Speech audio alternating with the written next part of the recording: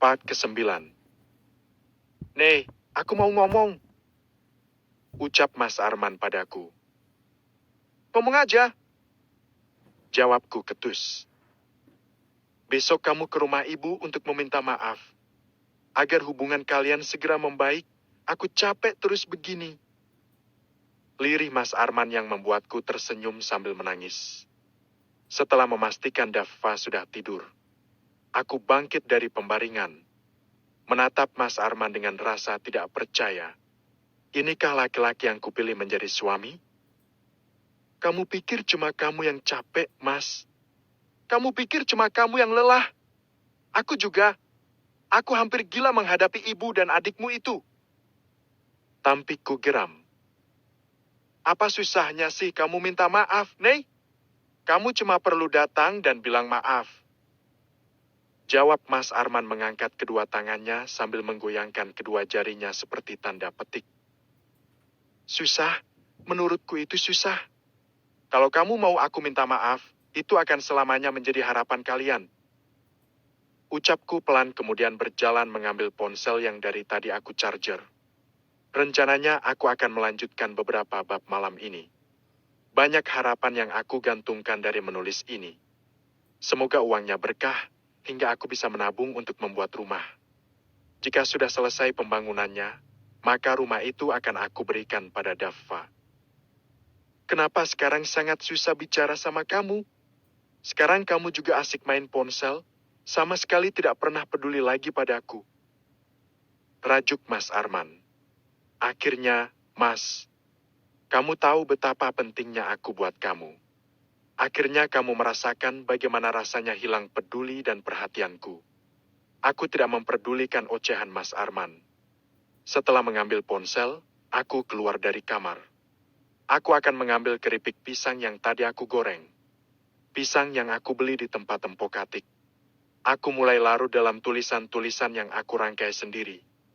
Sebenarnya malam ini aku sedikit malas untuk menulis. Selain karena moodku sedang tidak bagus, juga karena perutku sedikit kram. Karena sedang lampu merah. Mas, hari ini aku akan pulang ke rumah Abi ya. Ucapku ketika sedang menyiapkan sarapan. Daffa sedang bermain di kereta dorong miliknya. Sedangkan Mas Arman sedang menyisir rambut, dia mau ke kantor. Kok tiba-tiba? Tanya Mas Arman tanpa melihat ke arahku. Aku kangen Umi sama Abi, Mas. Jawabku lirih. Aku memang sangat rindu sama mereka, sudah hampir 1 bulan ini aku tidak pulang. Rasa rindu semakin mendalam karena banyak beban yang ingin aku tumpahkan sama Umi. Aku bukan berniat mengadu atau memperkeruh keadaan. Niatku bercerita karena ingin mendapatkan pendapat dari Umi dan Abi. Kalau kamu pulangnya besok saja bisa? Besok aku libur. Kita pulang sama-sama. Tawar Mas Arman yang membuatku senang. Aku mengangguk setuju dengan tawarannya barusan. Tidak mungkin juga aku pulang sendirian. Karena aku tidak tega harus membawa Daffa naik motor. Akhir-akhir ini cuaca sedang tidak menentu. Kadang panas, tapi tiba-tiba sudah hujan. Jika naik mobil, Daffa akan lebih nyaman. Akhirnya Mas Arman sarapan sebelum berangkat kerja. Sedangkan aku menyuapi Daffa. Sebulan lagi dia ulang tahun, semoga nanti aku bisa mengadakan syukuran. Dengan membagikan makanan pada anak yatim di sekitar sini. Mas, bulan depan aku minta uang lebih ya. Ucapku saat Mas Arman sedang memakai sepatu kerjanya.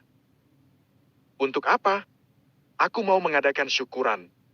Umur Daffa nanti sudah 1 tahun, jadi tidak ada salahnya kita bersyukur atas bertambah umurnya.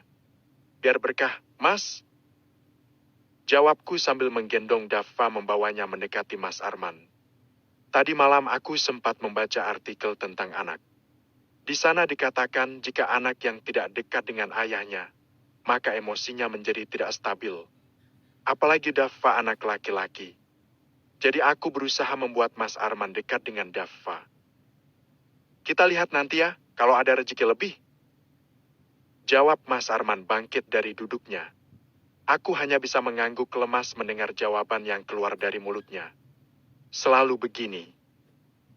Aku berangkat ya, ucapnya padaku.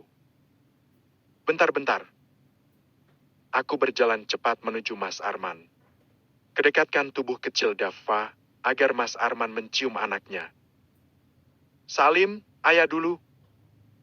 Ucapku pada Daffa sambil memegang tangan kecilnya ke arah Mas Arman. Diterimanya tangan Daffa, lalu dicium lembut oleh Mas Arman. Aku tersenyum melihat keadaan ini. Semoga usahaku tidak sia-sia.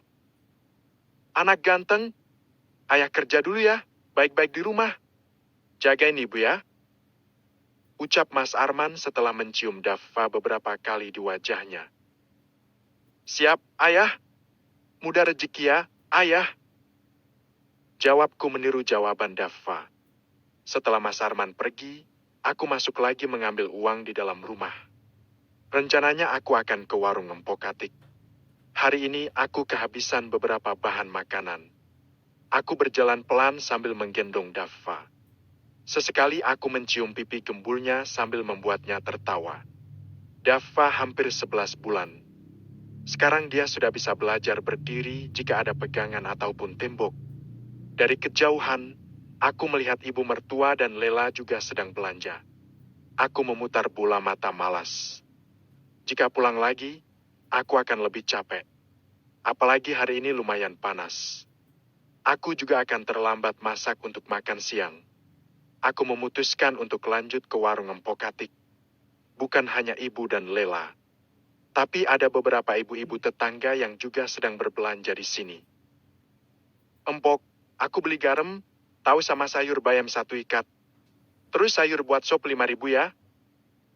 Ucapku pada Empok Atik. Iya, Neng. Jawab Empok Atik. Kemudian dengan cekatan dia memasukkan beberapa kentang dan wortel ke dalam plastik. Aku sama sekali tidak bertegur sapa dengan ibu dan Lela. Orang-orang di sini juga tahu jika aku tidak memiliki hubungan yang baik dengan mertuaku. Pantes anaknya kurus. Dikasihnya tahu, bukan daging. Celutuk Lela sambil memilih-milih daging ayam. Lihat nih, Diki. Gendut, sehat, makannya makanan yang bergizi tinggi setiap hari. Sambungnya lagi sambil melirik ke arahku. Aku tahu jika dia sedang menyindir, tapi aku hanya diam. Tidak mau membalas sedikit pun ocehannya yang tidak bermutu. Iya, ya. Kalau dilihat-lihat Diki lebih gembul dari Daffa. Jawab Buk Surti, si Ratu Gibah. Ya kan, Bu? Alhamdulillah, ayahnya selalu ngirim uang banyak. Jadi kami di sini bisa makan enak. Jawab Lela membanggakan suaminya. Apa katanya? Mengirim uang banyak, makan enak, uang dari suamiku yang kamu porotin iya. Sementara yang aku dengar dari cerita Mas Arman, suami Lela tidak pernah kirim uang lagi setelah 3 bulan dia di sana. Iya, menantu saya yang laki beda banget sama menantu yang perempuan, Bu. Yang perempuan mah, benalu. Ejek ibu lagu dengan bibir yang dibuat-buat. Padahal menurut cerita Mas Arman, jangankan mengirim uang untuk anak dan istrinya. Kabarnya pun sudah tidak tahu lagi. Aku masih memilih diam, tidak menjawab. Aku sedang menunggu Empok Atik mengambil garam dan tahu. Wah hebat ya, Bu menantunya. Menantu idaman itu mah, beruntung kamu Lela. Puji Bu Surti lagi yang dibalas anggukan oleh beberapa ibu-ibu. Ya, berarti kamu bisa nabung dong Lela, untuk pembangunan rumah.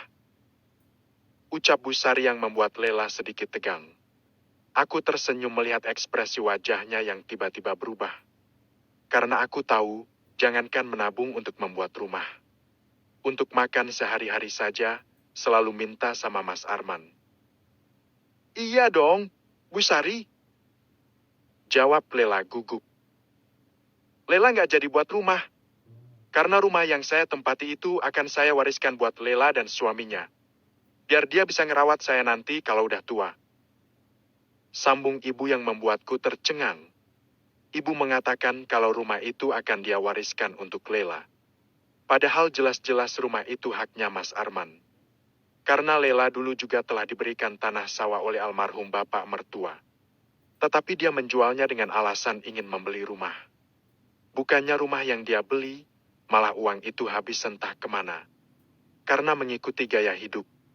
Suaminya juga pemabuk dan suka berjudi. Lah, bukannya rumah itu haknya Arman ya, Bu? Kan si Lela udah dapat sawah yang udah dijual ke saya. Sahut Empok Atik sambil memberikan pesananku. Skakmat. Ternyata aku tidak perlu mengeluarkan suara biar ibu dan Lela sadar. Wajah ibu sedikit memucat saat Empok Atik bersuara. Entah kenapa, ibu yang biasanya galak pada semua orang. Tapi keder kalau berhadapan dengan Empok Atik. Seperti ada sesuatu yang ditutupi. Itu kan hak saya. Mau kasih harta saya buat siapa? Lagian Arman punya pekerjaan tetap sekarang. Tanpa mengambil warisan, dia juga sudah kaya. Jawab ibu dengan nada tinggi. Mana bisa gitu, Bu? Kan itu rumah memang atas nama Arman semenjak Bu Narsi meninggal. Sanggah Empok Atik sedikit kesal. Bu Narsi? Siapa? Apa hubungannya dengan Mas Arman? Aku bahkan tidak pernah mendengar namanya. Apa neneknya Mas Arman? Tapi setahuku neneknya Mas Arman namanya Halimah. Diam kamu. Jangan ikut campur urusan rumah tangga orang lain. Sungut ibu marah sambil berteriak. Dia mengambil barang belanjaannya dan pulang. Lela dengan tergesa-gesa mengejar ibunya yang semakin menjauh. Bayar dulu. Teriak Empok Atik melambai pada Lela dan ibu. Utang dulu. Balas Lela tanpa melihat ke belakang. Lah, katanya dapat kiriman uang banyak. Belanja segitu kok ngutang? Ejek Empok Atik yang membuat kamu di sini tertawa kecil.